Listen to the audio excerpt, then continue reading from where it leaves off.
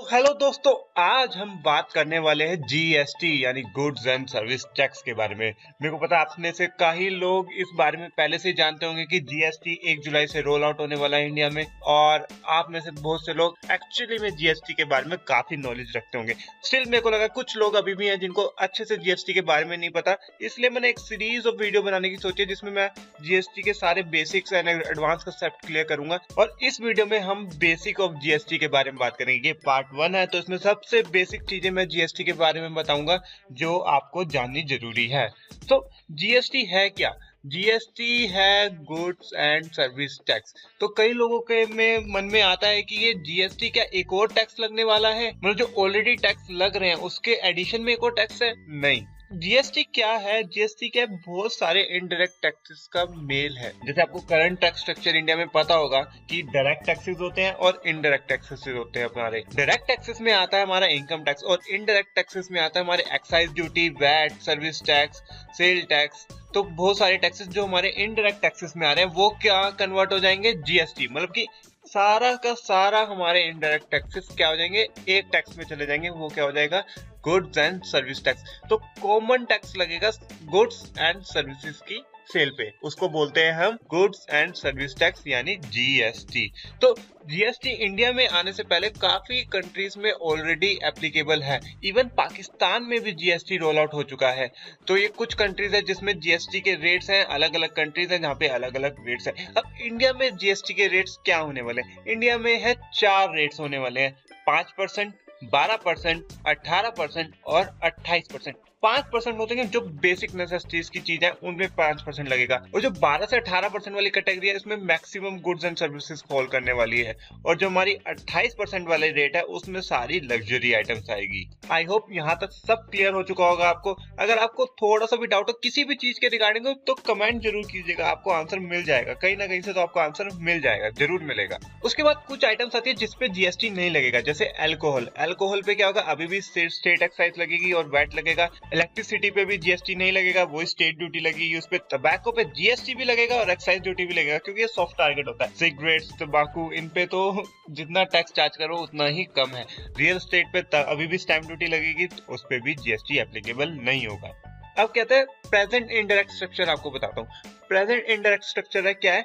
आप पहले कोई भी चीज मैन्युफैक्चर करते हैं उस पे एक्साइज ड्यूटी लगती है, ठीक है। आप कोई भी सर्विसेज देते हैं किसी को, उस पे सर्विस टैक्स लगता है। आप कोई भी गुड्स बेचते हैं किसी को, उस पे वैट, सेल टैक्स या सीएसटी लगता है। और आप अगर कोई इंपोर्ट या एक्सपोर्ट चीजें करते हैं उस पे कस्टम ड्यूटी लगते हैं। और एंट्री टैक्स, एंटरटेनमेंट टैक्स तो आपको पता ही है कि एंटरटेनमेंट पे और एंट्री पे अगर कहीं से किसी स्टेट से किसी स्टेट में गुड्स जाते हैं तो आपने लिखा होगा चुंगी बनी होती है, तो उसे एंट्री टैक्स कहते हैं। तो ये है हमारा अभी करंट का इनडायरेक्ट टैक्स स्ट्रक्चर। अब इसको पूरे को कौन रिप्लेस करने वाला है? जीएसटी। कस्टम ड्यूटी अभी भी लगी। कस्टम ड्यूटी के बहुत सारे कंपोनेंट्स होते हैं, तो कुछ कंपोनेंट्स की जगह लेगा आपका जीएसटी, बाकी पे कस्टम ड्यूटी अभी भी लगती रहेगी। तो जीएसटी के हैं 3 कंपोनेंट्स।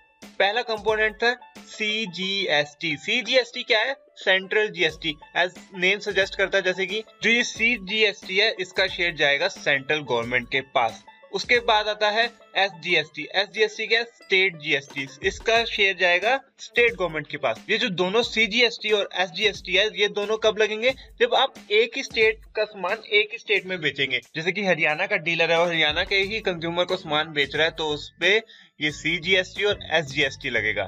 उसके बाद आता है आईजीएसटी। आईजीएसटी क्या? Integrated GST. ये लगेगा जब आप एक स्टेट से दूसरे स्टेट में गुड्स बेचेंगे तब लगेगा। और इसका जो हिस्सा होगा वो किसमें शेयर होएगा? सेंट्रल और स्टेट में बराबर बराबर, या जो भी इनका टर्म्स होगी उसमें शेयर होएगा। सीजीएसटी किसकी जगह लेने वाला? सीजीएसटी उन टैक्सेस की जगह लेने वाला है जो सेंट्रल के पास जाते थे, जैसे कि excise duty, sale tax, service tax, उनकी जगह लेगा सीजीएसटी। ऐसे ही एसजीएसटी किसकी जगह लेगा?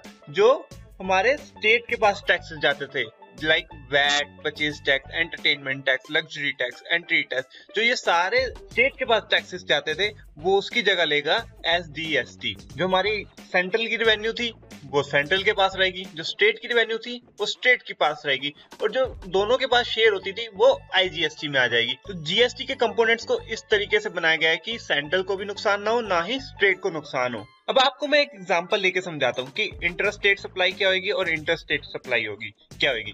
अब देखिए कि एक लोकेशन से दूसरे लोकेशन पे अगर हम सामान बेच रहे हैं तो उस पे क्या लगेगा, CGST और SGST। मतलब हरियाणा में है, हरियाणा से ही सामान जा रहा है और हरियाणा में ही बिक रहा है, तो क्या लगेगा, CGST और SGST। इसमें क्या है कि जहाँ पे आपका ऑफिस रजिस्टर्ड है उसका कोई वैल्यू नहीं है। आपका सामान कहाँ से बिका है और कहाँ पे जाके बिका है वो रिलेवेंट है। तो इसमें सिंपल है कि from one state to that state only. अगर दूसरे स्टेट में जाता है तो नहीं लगेगा CGST और SGST। इसी तरह अगर हम हरियाणा से पंजाब में सामान बेचते तो IGST लगता। IGST ऑब्वियसली हायर रेट होगा क्योंकि CGST और SGST का कॉम्बिनेशन होगा। आपको एक और बात बता दूं, जो ये दोनों पे टैक्स का रेट है वो सिमिलर होगा कि अगर SGST और CGST को ऐड कर ले तो वो IGST के इक्वल ही होगा। तो इसमें क्या, इसमें भी वही है, delivery of goods is important, कि अगर स्टॉक भी ट्रांसफर कर रहे हैं ना हम एक ब्रांच से दूसरी ब्रांच में, तब भी आपको IGST देना पड़ेगा। और इंपोर्ट्स के केस में आपको बेसिक कस्टम तो देना ही पड़ेगा, प्लस IGST भी देना पड़ेगा। जैसे मैंने आपको पहले ही बताया था कि कस्टम ड्यूटी नहीं चेंज होगी, कस्टम ड्यूटी के आगे जो उनके पार्ट्स होते हैं ना, CVD वगैरह, उसकी जगह IGST आ जाएगा। इसी तरह सर्विसेज पे भी, सर्विसेज अगर एक स्टेट से उसी स्टेट में ट्रांसफर हो रही है तो CGST और SGST लगेगा, सॉरी। और अगर एक स्टेट से दूसरे स्टेट में जा रही है तो IGST लगेगा। अब क्या है, प्रेजेंट सिनेरियो क्या था, अब आपको डिटेल में एग्जांपल लेके बताता हूं मैं। पहले क्या था, एक रॉ मटेरियल मैन्युफैक्चरर कंपनी थी, वो मैन्युफैक्चर करती थी कोई गुड्स, तो उस पर वैट लगता था और एक्साइज लगता था। आपको एग्जांपल है, 100 रुपए की वैल्यू लेके चलते हैं, उस पर 10 रुपए एक्साइज ड्यूटी लगती है और 11 रुपए वैट लगा था। ये मैं हाइपोथेटिकली ले रहा हूँ, ये एग्जैक्ट परसेंटेज नहीं है, तो ये समझाने के लिए हाइपोथेटिकली ले रहा हूँ मैं आपके लिए, ठीक है। तो उसकी इनवॉइस की वैल्यू होगी 121 रुपए की, ठीक है। अब उसने बेचा वो सामान जो हमारा फाइनल रॉ मटेरियल बनाने वाला है, जो हमारा फाइनल फिनिश्ड गुड बनाने वाला है, सॉरी। तो फिनिश्ड गुड बनाने वाले को भी दोबारा एक्साइज ड्यूटी और वैट देना पड़ेगा, प्लस जो पहले इनपुट मैन्युफैक्चरर एक्साइज ड्यूटी और वैट दे चुका है उसका उसको क्रेडिट मिल जाएगा। तो इस तरीके से इस स्टेज पे भी वैट और एक्साइज लगने वाला है।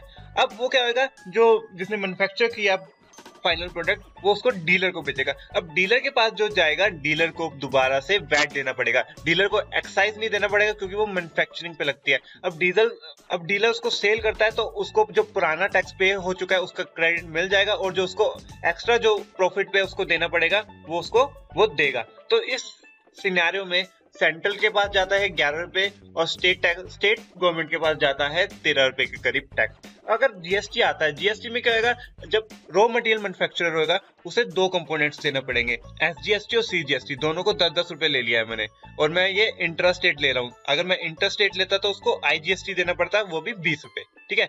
अब जो फिनिश्ड गुड मैन्युफैक्चरर होगा उसको भी सेम SGST और CGST देना पड़ेगा, प्लस वो जो पुराना पहले दे चुका है CGST और SGST उसका क्रेडिट मिल जाएगा।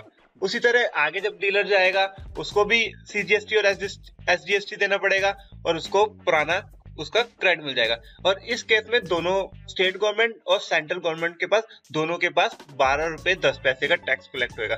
तो देख रहे हैं ज्यादा फर्क नहीं पड़ा, स्टेट को थोड़ा नुकसान हो रहा है और सेंट्रल को थोड़ा फायदा हो रहा है। अगर GST की कोई न्यूज फॉलो करता हो, अगर आपको पता होगा जो पहले जो GST का मामला अटक रहा था, तो वो क्या अटक रहा था, स्टेट गवर्नमेंट्स है उन्हें क्या हो रहा था, लॉस, जैसे इस एग्जांपल में हो रहा है। तो वो क्या, अब सेंट्रल गवर्नमेंट ने क्या करा है कि कुछ सालों तक जो स्टेट गवर्नमेंट को लॉस होगा वो क्या होगा, सेंट्रल गवर्नमेंट बियर करेगी। इस शर्त पे स्टेट गवर्नमेंट्स ने GST को हरी झंडी दी है। इसी तरह सर्विसेज पे भी, सर्विसेज देगा इनपुट सर्विस प्रोवाइडर अगर देगा तो उस पे CGST और SGST देना पड़ेगा, फिर आउटपुट सर्विस प्रोवाइडर देगा वो भी CGST और SGST देगा, तो फाइनली वो कंज्यूमर को बेचेगा तो भी CGST और SGST देना पड़ेगा। इस हिसाब से 11-11 रुपए सेंट्रल और स्टेट गवर्नमेंट के हिस्से आएंगे। तो अभी क्या होता था, अभी 10 रुपए का सर्विस टैक्स, वैसे तो 15 रुपए इस एग्जाम्पल में 10 रुपए लिया हुआ है, तो 10 रुपए का सर्विस टैक्स लगता था, उसका क्रेडिट लेता था आउटपुट सर्विस प्रोवाइडर का क्रेडिट लेता था, वो 11 रुपए पड़ता था। आउटपुट सर्विस प्रोवाइडर भी फिर आगे बेचता था तो उसे सर्विस टैक्स देना पड़ता था और पहले का उसका क्रेडिट मिलता था। तो इस हिसाब से सिर्फ 11 रुपए जाता था, वो भी सेंट्रल गवर्नमेंट के पास।